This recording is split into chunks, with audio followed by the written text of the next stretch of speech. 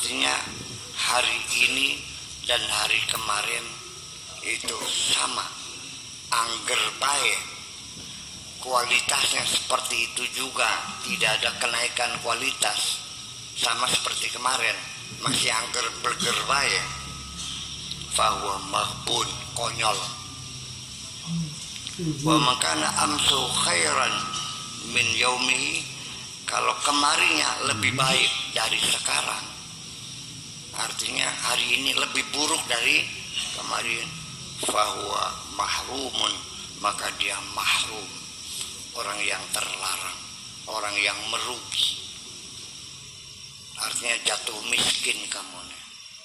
Kalau hari kemarin lebih baik hari ini, kemarin untungnya 200, hari ini 100.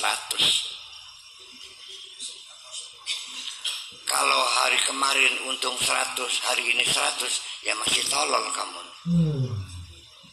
Kalau kemarin 200 sekarang 100, ya goblok namanya, sama. Jadi dalam hidup ini harus ada perbaikan, peningkatan kualitas dari hari ke hari, ada peningkatan kualitas. Aja angger baik. Saya kan sering bilang, nyong siraku sing pengenku angger baik goblok gerona nambah. Itu maksudnya tidak ada peningkatan kualitas. Bukan goblok, bukan cuma maksudnya tidak ada peningkatan kualitas, angger aja begitu.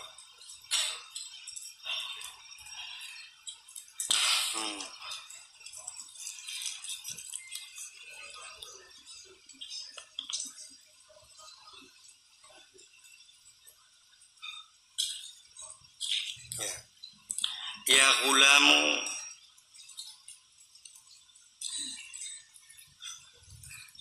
bika la yaji'u syai'un.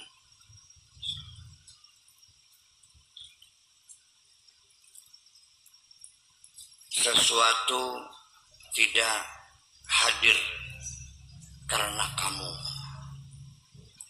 Wala budda minka, dan tidak bisa tidak ijtihad. Yang penting bekerja keras. Wal ma'unatu min rabbika, pertolongan datang dari Tuhanmu. Yang penting kamu bekerja keras, nanti akan datang pertolongan dari Tuhanmu.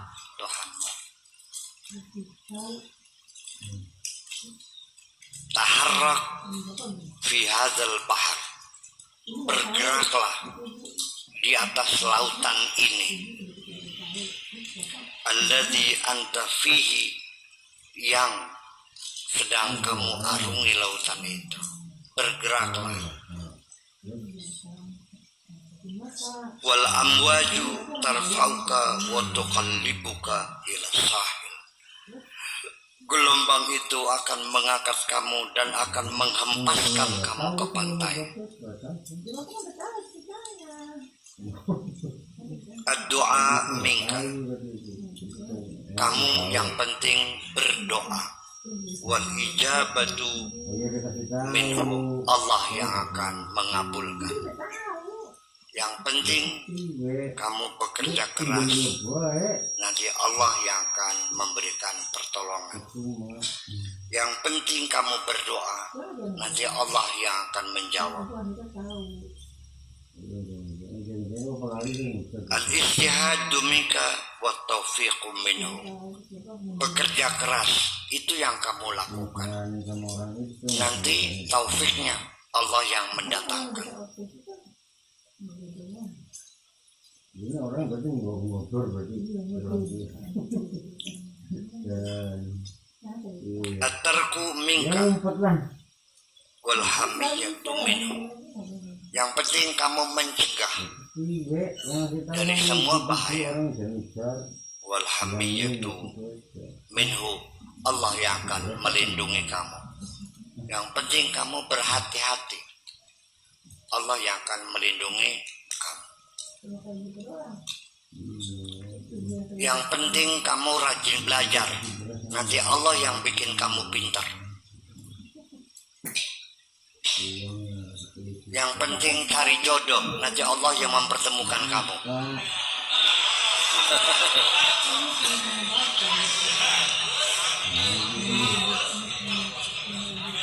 Ngelamar lagi, ditolak lagi.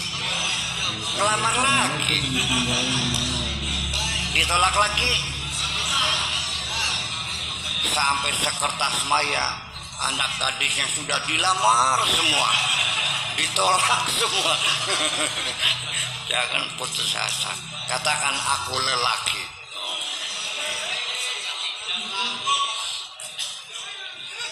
Jangan kecil hati, jangan cengeng hidup. Hidup ini jangan cengeng. Baru 50 kali kamu ditolak, kecil, belum 1000 kali kan?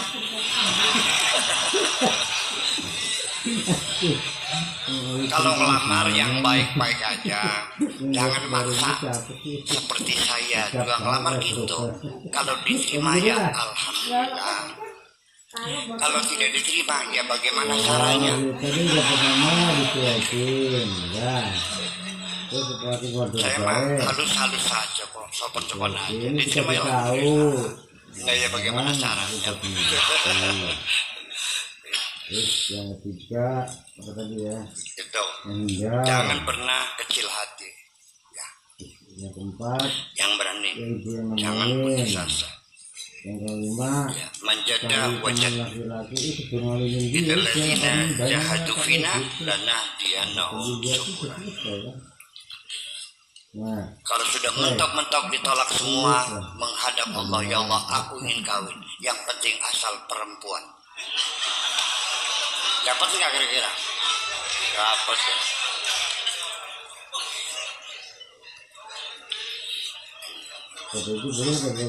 Nah,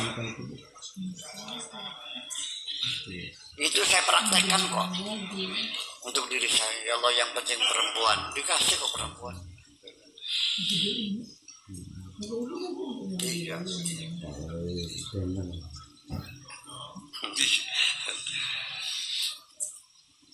Isdiq fi talabika, jujur dalam meminta kepada Allah. Maka araka babak urbihi, Allah sudah memperlihatkan kepada kamu betapa dekatnya pintu Allah. Ketuk sajalah. Turidu rahmatahu mumtaddatan ilaika wa lutfahu wa karamahu wa mahabbatahu mustaqina laka.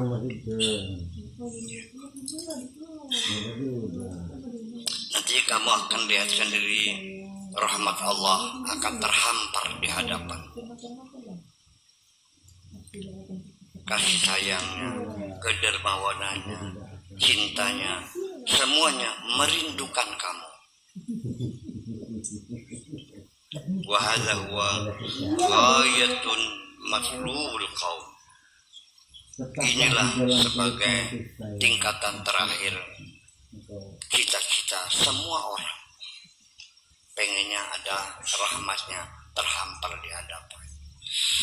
Ya, cintanya, kelembutannya, kasih sayangnya, semuanya merindukan kepada kamu, akan berdatangan menghampiri kamu. Asal kamu mintanya yang benar, minta apa? Sebabnya tidak dikabul-kabul karena permintaanmu tidak jelas. Yuk kita uji kepada orang yang turun dari mimbar setelah penutupan acara dengan doa. Tanya, apa yang kamu minta? Enggak tahu. Yang maknanya enggak tahu kok. Dia enggak bisa bahasa Arab.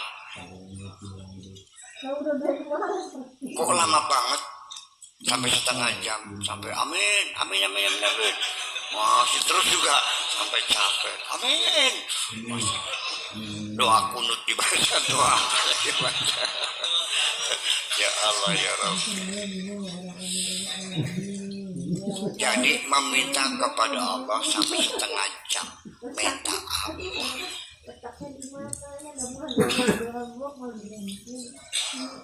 Kamu minta uang sama bapak kamu berapa jam? To the point, Pak, minta duit. Doa kemana? Ini mau bapaknya nunggu sampai akhir. Kamu minta apa sih? Bapaknya bingung, nggak ngerti minta apa, mau minta setengah jam.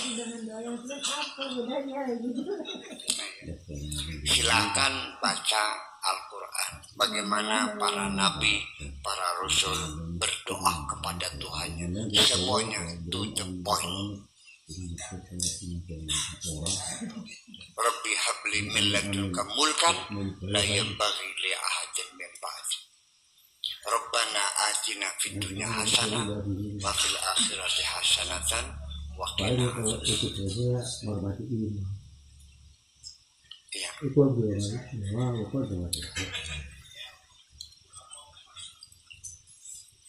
Kalau orang membacakan permohonan setengah jam, berapa ratus permohonan tuh? Satu. Kemudian berdoa kepada Allah dengan suara menjerit-jerit, pakai speaker lagi. Dikiranya Allah budek dikira.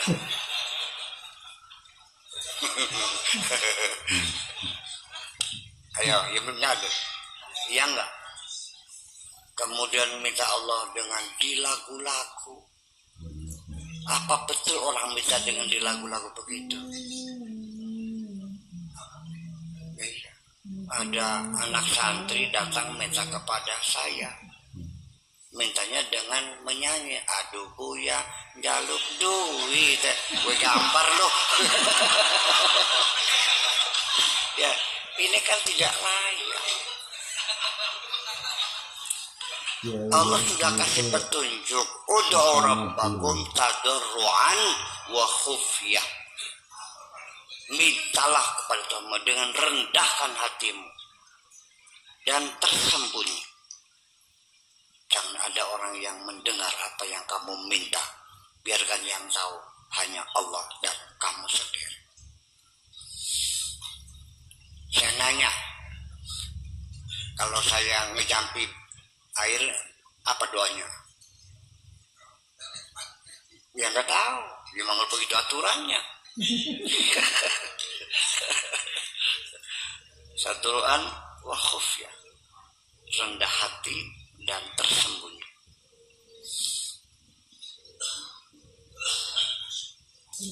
Sudah paham? Jadi Allah mengatakan ud'u rabbakum tadarruan wa khufyah. Pernah dengar enggak? Sering dengar tadarruan wa khufyah. Terus diamalkan.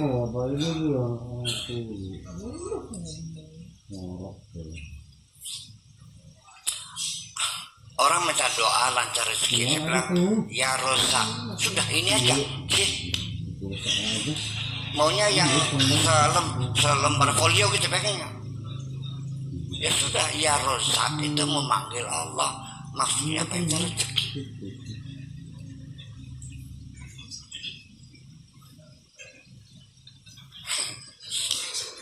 Ketika kamu memanggilnya ya Wahab, kamu minta diberi pangkat. Kalau kamu memanggilnya ya Rahman ya Rahim, kamu minta disayang.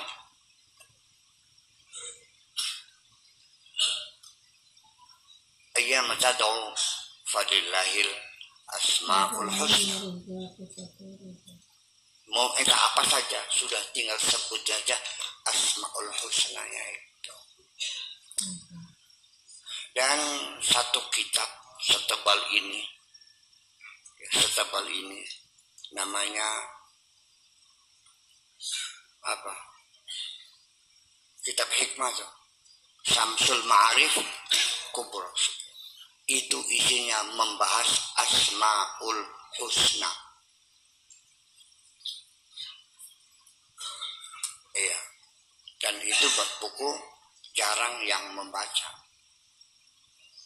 Iya.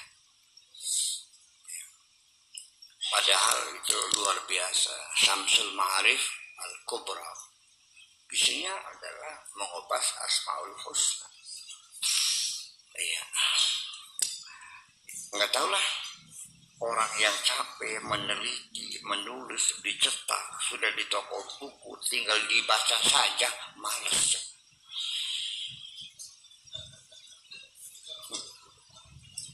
Betul nggak? Apalagi sekarang tinggal klik. Nggak lihat kok gimana sih? Maunya apa kamu nih Bang? Iya kan? Dulu Imam Syafi'i naik onta berbulan-bulan mencari ilmu. Kamu sekarang tinggal duduk manis di dalam kamar, klik, dunia maya, ketemu semuanya. Kenapa tidak dimanfaatkan? Terlalu kamu. Memang enggak niat pintar kamu. Niatnya bodoh. Enggak niat pintar, enggak pengen pintar, pengennya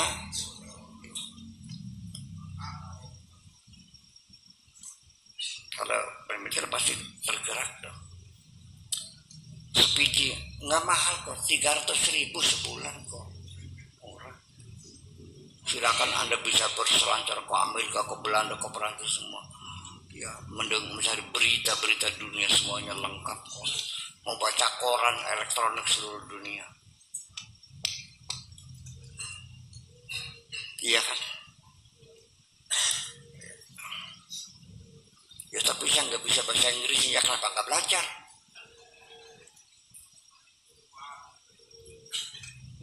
Tua. Kalau ilmu nggak ada tuanya. Kewajiban belajar itu dari geongan sampai yang lain. Umurnya 150, masih wajib belajar nggak? Masih. Mulai tidak wajib belajar kalau kamu sudah dikubur. Masih dikasih masih belajar enggak? Masih, belum sampai masuk kubur sih. Kan masih lahan dari geongan sampai liang lahat. Berarti kalau masih dalam katil berarti masih belajar kan?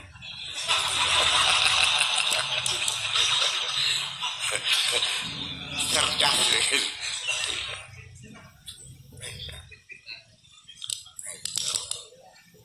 Jadi yang salah teksnya apa ya? Teksnya yang salah. Jadi jangan menyalahkan saya, karena bunyinya minal madi. Berarti kalau masih dalam katil masih wajib belajar. Lahan kan dia kubur. Yang mesti digotong aja, yang mesti belajar.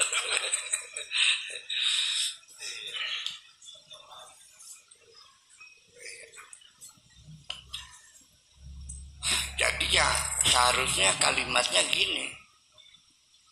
Madum tahayya, selagi kamu masih hidup.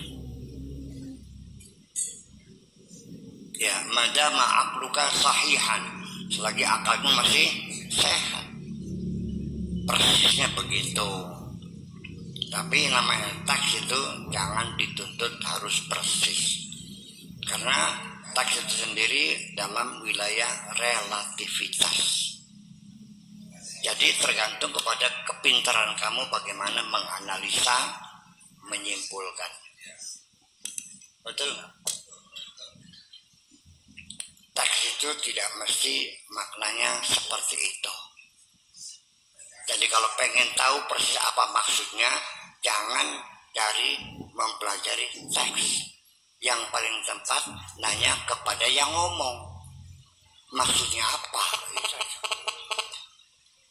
Kalau Nabi masih hidup, kamu tanya ya Rasulullah maksudnya apa? Minal mati ilalah dini.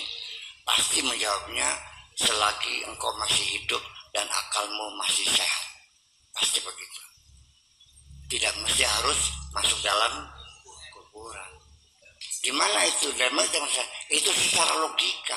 Tidak mungkin Nabi mengatakan selagi engkau masih dalam keranda, kamu masih belajar. Nggak mungkin dong. Ya, the logic of language, logika bahasa seperti itu. Betul nggak? Saya menyuruh tukang untuk ngecat rumah. Saya mau naik haji, sementara saya haji, rumah dicat, saya pulang sudah habis kan. Saya kasih uangnya tukang cat, nih tolong cat rumah saya, nih uangnya 5 juta, nanti laporan berapa habisnya, tukangnya berapa. Udah saya pergi haji, begitu pulang alhamdulillah rumah saya dicat semua, gentengnya dicat, kacanya dicat, lantainya dicat. Saya salahkan, dia bertahan, kan suruh cat rumah. Iyalah, terus ya kan lantainya termasuk rumah semua. Cerdas banget kamu nih. Ya itulah makanya orang yang berpikir tekstual nggak bakal menang berhadapan dengan kita. Iya, karena semuanya salah. Iya, salah semua. Betul nggak? Sampai menyangkut tentang ibadah sholat, boleh dijamak itu dalam keadaan musafir kan? Kalimatnya apa? Awala safarin. Karena tekstual ala safarin artinya di atas perjalanan, artinya kalau sudah dalam perjalanan, sehingga boleh dikosor itu setelah keluar rumah, setelah melewati batas desa, baru boleh sholat jamak. Betul nggak? Itu di kitab begitu. Nah kita kan dengan cara kontekstual. Tujuan boleh kosor itu menghindari kerepotan di jalan. Barangkali bajunya kena najis, barangkali nggak ada air, barangkali waktunya terdesak, ya kan begitu. Jadi kalau keluar dulu, ya nggak repot mungkin.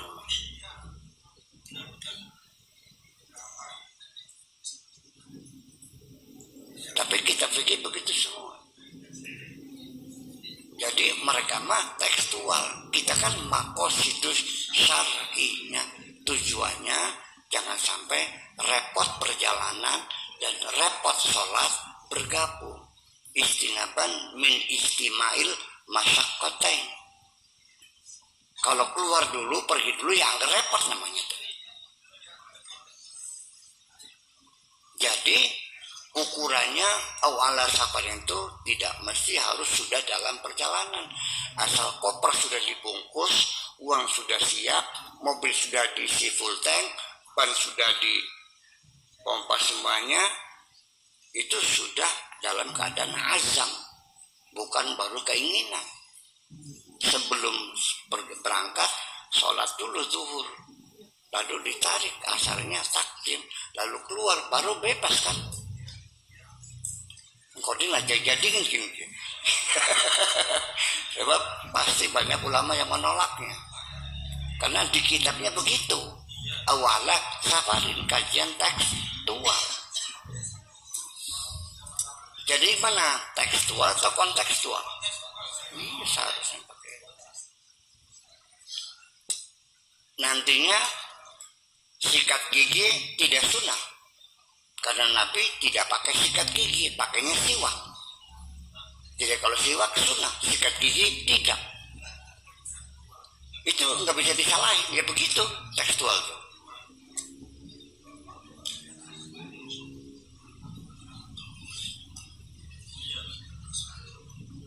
Nah, kalau kitanya secara rasional, kontekstual, Nabi menyuruh siwak tuh intinya mah bukan membersihkan gigi dengan siwak secara letterlek, karena waktu itu alat pembersih gigi adalah siwak. Sekarang sudah ada sikat gigi.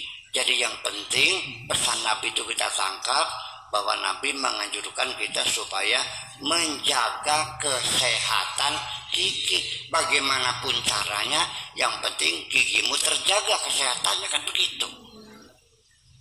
Jadi kalau pakai Pepsodent, pakai Sensodyne, pakai Ciptaden, ya lebih bagus daripada siwak dong. Yang itu enggak ngotot, harus pakai siwak. Iya, tapi jangan disalahkan. Ya memang begitu alirannya.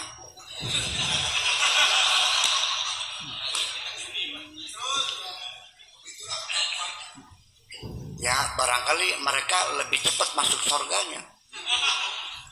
Karena kayak kuda dikepang sih. Seperti dikasih kacamata kan nggak bisa noleh-noleh kan, lempeng aja gitu. Ya, begitu. Jadi cebok pakai tisu boleh nggak? Nggak boleh. Pakai batu ya harus pakai batu. Karena Nabi nggak pernah pakai tisu.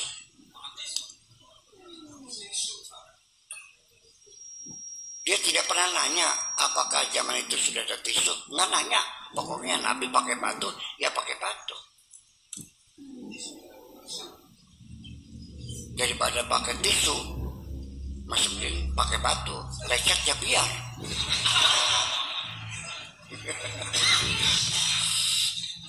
Itu banyak orang yang berpikir seperti itu.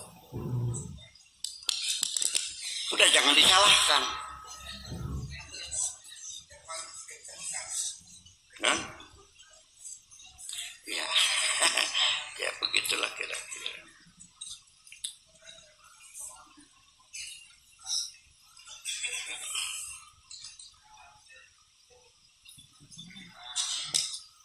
Ya, I'mal bikum. Lalu apa yang bisa aku lakukan buat kamu? I'mal bikum. Lalu apa yang bisa aku lakukan untuk kamu? Ya abi dan nufus, wahai penyembah nafsu, wattiba dan penyembah watak, wal ahwiyah penyembah hawa nafsu, wasyayatid wahai penyembah setan. Ma indi illa haqqun fi haqqin, lubbun fi lubbin, safaun fi samain, qat' wa wasil. Aku tidak tidak punya jalan lain dengan kebenaran, inti dalam inti, kebersihan dalam kebersihan. Ya, yang penting putuskan dan lanjutkan. Qat' masya Allah, putuskan selain Allah Azza wa Jalla, wa wasil bihi, bersambung dengan Allah, tinggalkan semuanya, langsung kontak dengan Allah. Itu jalan keluar. La aqbalu min hausikum ya munafiqun. Aku tidak menerimakan keserakahanmu wahai munafik. Ya mad'awuna, wahai orang yang mengaku-ngaku. Ya kadzabun, wahai pendusta. La astahi min wujuhikum. Aku tidak malu melihat wajah-wajahmu itu. Kaifa astahi minkum, bagaimana aku malu melihat kamu. Wa antum ma tastahyuna min rabbikum, mukamu juga nggak punya malu melihat Allah itu. Wa tatawaqqahuna alaihi, dan kamu bersikap tidak sopan kepada Allah. Watastahinuna binazrihi, dan kamu merendahkan pandangan Allah. Wa malaikatihi, dan malaikat-malaikatnya. Al-muwakkalina bikum, yang ditugaskan untuk ngurusin kamu. Indi sidqun, aku punya kejujuran. Aqta'u bihi ra'sa kulli kafirin, siap penggal kepala semua orang yang kafir. Artinya yang melawan Allah. Jadi kafir ini bukan orang yang beragama lain, bukan. Orang kafir itu bukan orang non muslim, bukan. Orang kafir itu apapun agamanya, ya kan, yang melawan, menghalang-halangi kanjeng Nabi, itu yang kafir. Kalau mereka berbeda agama tapi damai, itu bukan kafir.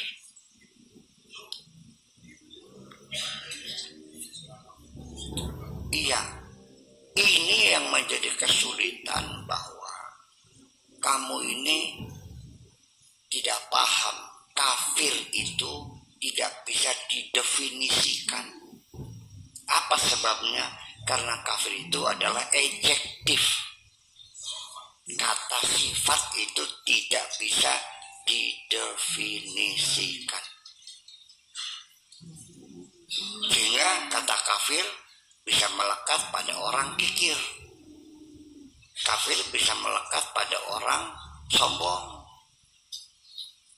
Kafir bisa melekat pada orang yang tidak bersyukur. Kafir bisa melekat pada orang yang dengki, hasad dan dengki. Tapi kafir bukan orang yang tidak percaya kepada Allah. Oke. Kamu juga bisa kafir kalau medit. Ya. Siapapun kamu yang medit, kamu oleh Allah disebut kafir. Dan untuk mereka yang medit, Allah sudah siapkan siksa neraka yang memalukan. Inna atadna lil kafirina azabam muhina. Jadi kita tunjuk hidung orang, dasar kafir kamu, bukan kepada non muslim, tapi orang yang kikir, yang sombong, kafir kamu itu siapapun. Ini kata Al-Qurannya, ya percaya silakan, nggak udah siapa. Percaya nggak? Perlu dalil nggak?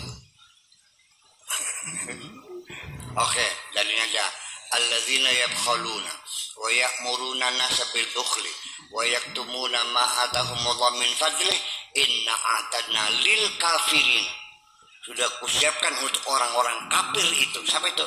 Yang medit, ngajak-ngajak medit dan menyembunyikan karunia Allah. Itu orang kafir. Sudah kusiapkan hukumannya. Kafir enggak? Setan sombong enggak? Karena sombong dia kafir. Aba wastakbara wa kana minal kafirin.